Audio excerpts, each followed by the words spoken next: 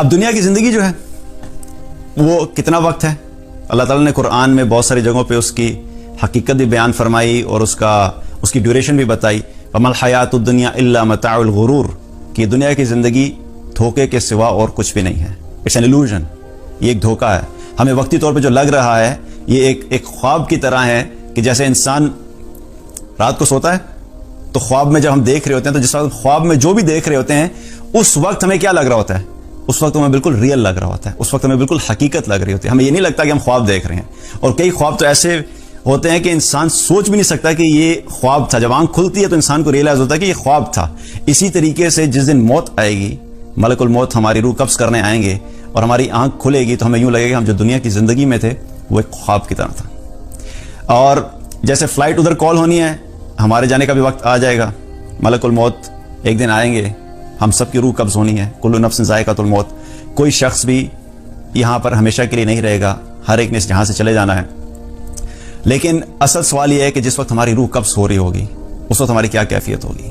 کیا اس وقت بھی ہمارے لیے ہماری گاڑی امپورٹنٹ ہوگی؟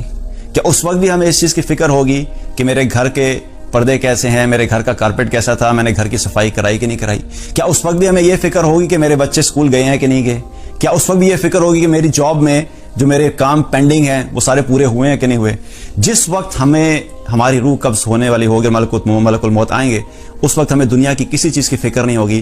اور جو ایمان والے ہیں جب ان کی روح قبض کی جائے گی تو ان کی روح قبض کرنے کے لیے روشنی کے فرشتے آئیں گے اور وہ جہاں تک ان کی نظر جائے گی ان کو روشنی نظر آئے گی اور ایسے اس کی روح نکلے گی اس کے جسم سے کہ جیسے آپ صلی اللہ علیہ وسلم نے فرمایا ایک حدیث میں کہ اس طریقے سے جیسے کہ ایک مشکیزے میں سے پانی آسانی سے نکل جاتا ہے. آپ مشکیزے کو یوں کریں تو پانی کیا ہوتا ہے؟ بالکل آرام سے فلو کر کے باہر آ جاتا ہے.